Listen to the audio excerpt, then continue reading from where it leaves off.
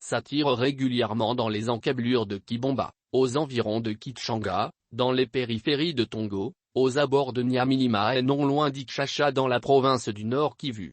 Les forces armées de la République démocratique du Congo FARDC sont aux prises avec les forces terroristes du M23 depuis novembre 2021. Jeudi matin, la cité de Kitshanga qui donne accès au territoire de Masisi était totalement sous contrôle des FARDC. La coalition RDF-UPFEAC fait usage d'armes sophistiquées face à l'armée et au peuple congolais résistant. Après le refus de M23 de se retirer des entités occupées sur le sol congolais, après l'attaque d'un chasseur de l'armée congolaise par le Rwanda, après l'attentat de Kazindi et l'explosion brutale d'une bombe artisanale au petit marché de ma campagne à Beni mercredi soir, les signes de la guerre apparaissent au grand jour et le peuple congolais s'y accommode. La RDC s'enquiste et les agresseurs ont tendance à vouloir prospérer dans une surenchère militariste impunie. La guerre a montré toutes ses couleurs, massacres, pillages, usure et humiliation pour la République démocratique du Congo. Paul Kagame et Yoweri Kaguta Museveni au devant de la scène tractent avec eux plusieurs milices régionales et internationales. En distillant le discours de l'incapacité de la gouvernance congolaise, les deux pays agresseurs s'éloignent de la raison et s'enfoncent dans la propension à ruiner le peuple et le territoire congolais.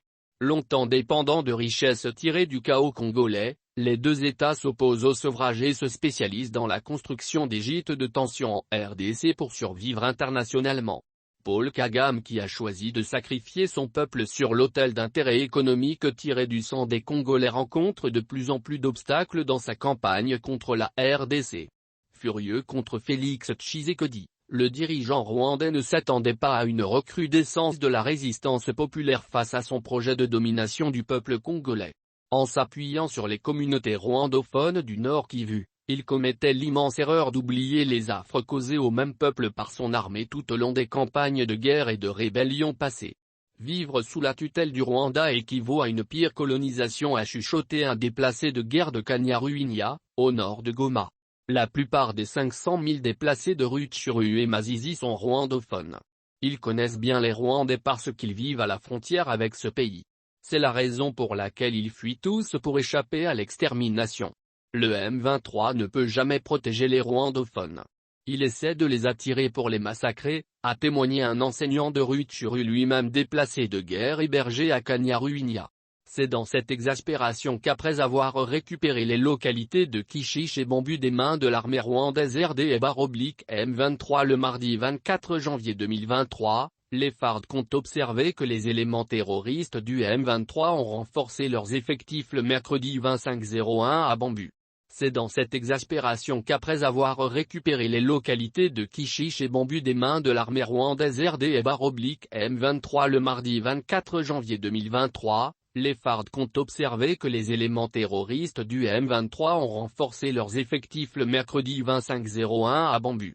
Les M23 ont regretté d'avoir perdu Kishish car craignant les enquêtes de l'ONU et de la Cour pénale internationale, CPI, suite au massacre de Kishish du 29 novembre 2022, a affirmé l'activiste Aimé Mukanda Ambusa de la société civile de Rutshuru.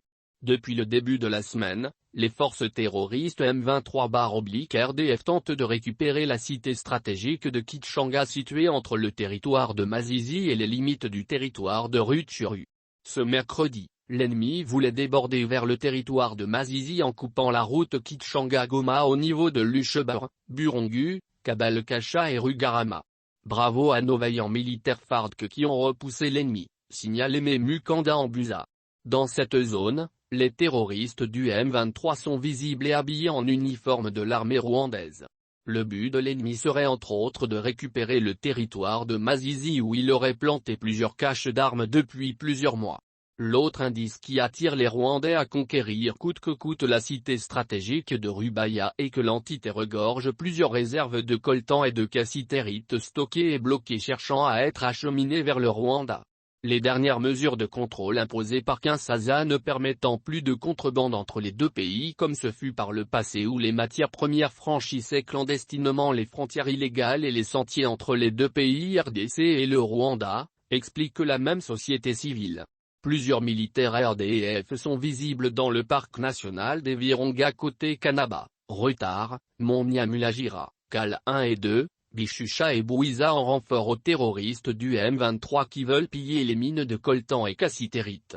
C'est au nom de son organisation la Convergence pour l'émergence du Congo que Jean-Louis Tchimbalanga a lancé un appel à la communauté internationale afin qu'elle exige au Rwanda de retirer ses troupes qui forment le groupe terroriste du M23, lequel sème la mort et les atrocités dans l'est de la RDC. Tchimbalanga dénonce une provocation irréfléchie et irresponsable du Rwanda qui a lancé des tirs de missiles sur l'avion congolais qui amorçait son atterrissage au sol de Goma mardi dernier. La RDC se sait en guerre sur son territoire. Ainsi, pour défendre l'intégrité et la souveraineté de ses territoires, elle va s'appuyer sur les dispositions de sa constitution et à l'article 51 du chapitre VI de la Charte des Nations Unies, fait remarquer Tchimbalanga. Il recommande à tout Congolais où qu'il se trouve d'adopter une attitude patriotique pour défendre tant à l'intérieur ou à l'étranger, la souveraineté des territoires congolais. À tous les amis de l'Afrique en général et du Congo en particulier et aux hommes et femmes épris de paix dans le monde, nous vous sensibilisons et faisons appel à vous pour dénoncer cette situation dans le monde entier, une insécurité dans l'est de la RDC, qui a causé des millions de morts, de viols des femmes et des mineurs, des populations déplacées et des enfants non scolarisés, et ce pendant environ 3 décennies, fait-il appeler. Tchimbalanga rappelle que la RDC a subi l'imposition d'un embargo injuste sur les achats d'armes pendant plus de 3 décennies. Pendant ce temps, elle a été fragilisée pour qu'elle soit la proie de ses voisins et pourtant elle est aussi membre à part entière des Nations Unies, qui devait bénéficier des mêmes avantages que reçoivent d'autres pays en cas d'agression.